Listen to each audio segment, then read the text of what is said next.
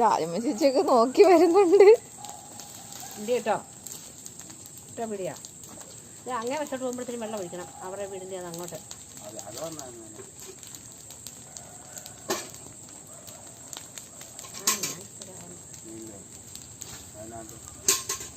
അത് അവിടെ ഇവിടെ ചിലപ്പോൾ തീ കടന്ന് നടന്നു പോകുമ്പോൾ